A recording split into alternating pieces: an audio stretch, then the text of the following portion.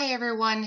I have graded your practicum logs and your reflective exercises and posted feedback in the Blackboard rubric for your reflective exercise, and then for your practicum logs there's feedback that's directly in Typhon where you post it your logs, and your grade is calculated in Blackboard. So in Blackboard, if you open up the column for your practicum logs, you'll see directions that tell you to go look in Typhon for additional details.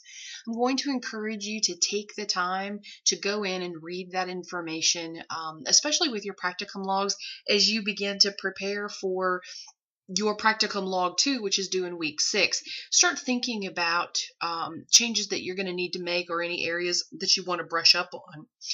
If you have questions or concerns about practicum log or information that was given to you and you're not sure what to do with it, touch base, send me an email, and either we can exchange some thoughts by email or we can set up a time to chat on the phone. In general, your practicum logs were really good. One thing I will encourage you to do is before you start your practicum log and load it, go in and do your timesheet. If you do not do your timesheet, I have no way to reconcile what you have posted in a log with the time that was actually accrued. So those steps need to be followed. And one way to do that is kind of create a process that you do one before you even do the other. The other thing that I would say was not common but enough to be noteworthy is in your supportive narrative section. That's that center box. That's where you're going to cover the logistics of the who, what, when, where, how.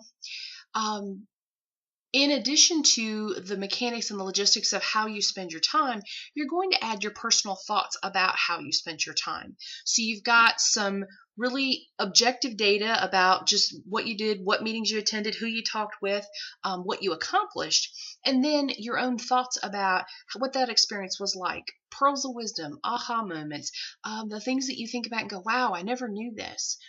I want to remind you that if you're in the clinical setting for 4 hours versus 12 hours, the volume of information that you're going to put in each one of those daily logs is going to be substantially different. Someone that's in the clinical area for 4 hours is going to submit a log that's significantly shorter than someone that has spent 12 hours in a clinical setting.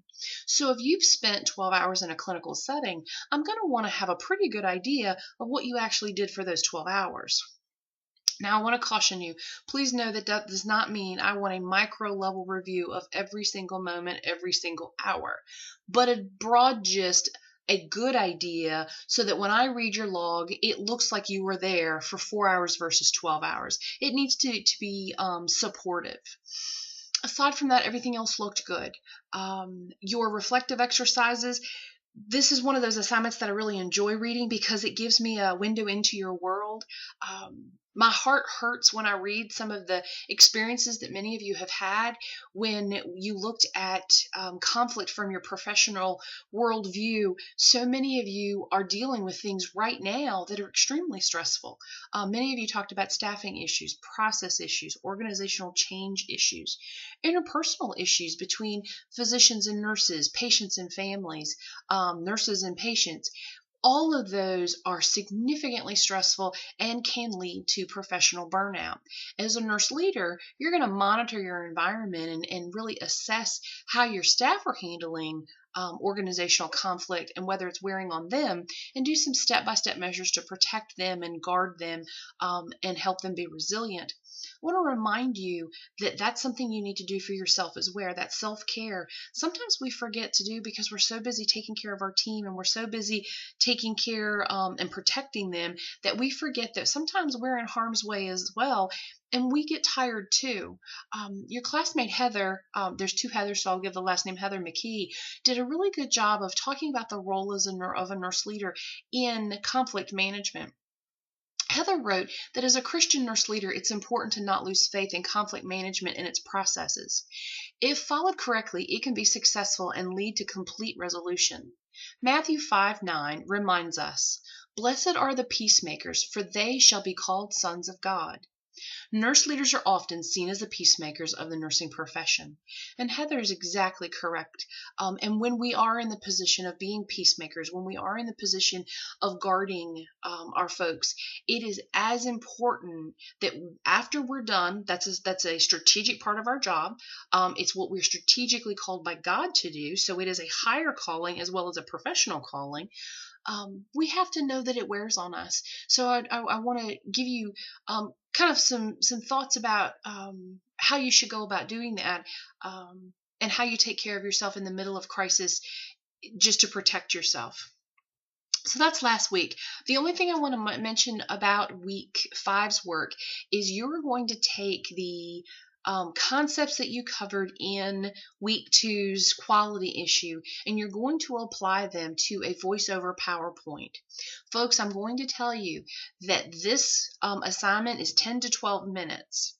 That's about 4 to 5 sentences a slide, especially, if you think about 4 to 5 sentences, if you read them, lasts for about a minute or two, depending on your sentence structure.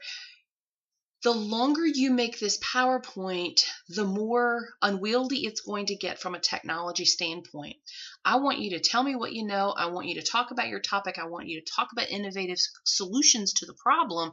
And I want you to get off the topic. I want you to close it out. Don't ramble and don't spend too much time with this. The idea is for you to be able to articulate your ideas in a presentation method. When you are done doing the voiceover PowerPoint, you're going to load it into YouTube and create a URL, a web link that you're going to post in Blackboard. I want to remind you that posting and transferring information, when you convert that voiceover PowerPoint into a file that can be loaded into Blackboard, that can take, if you do it 10 to 12 minutes, it could take 15 to 30 minutes. Then kind of times 2. If you make it substantially too long, you may be sitting there waiting for an hour or more for it to load. So if you're someone that you wait until Sunday night because that's the way the world works, plan accordingly so that you do not run out of time. Additionally, this is a new process for you.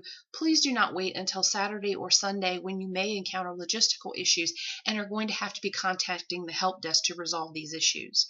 I want to encourage you that if you have technological issues, go back into Blackboard, read the instructions carefully, make sure that you have followed them, and if you've had trouble with your technology getting it to work, your first step is to call the help desk and have them walk you through kind of some steps to see if they can troubleshoot any issues you may have.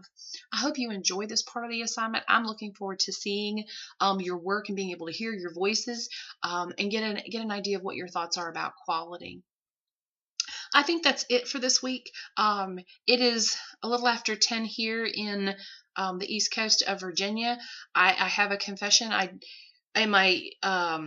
In my weekly announcement, I told you that I got nostalgic about the holidays when it started to get a little bit cool and that I was going to be fully present and not rush things. And this week, when I started on Monday, started grading, I have a selection, like a group of jazz stations that I listen to when I'm grading. And I clicked on one of the stations and I was listening, and a couple hours later, I realized that I had hit on Christmas jazz. I'm not on doing it on purpose. I got tickled and I thought, wow, I'm supposed to be slowing myself down, and then I subconsciously selected Christmas jazz. So I've enjoyed spending the evening reading your work. If you have questions or concerns, you want to talk about things, touch base. We are past the halfway point, so you should have a pretty good sense of how the course is going. If you have concerns, know that I'm here, know that I'm praying for you, and that I really want you to be successful. I hope you guys have a great rest of the week, and I will look forward to seeing your videos next week. Take good care.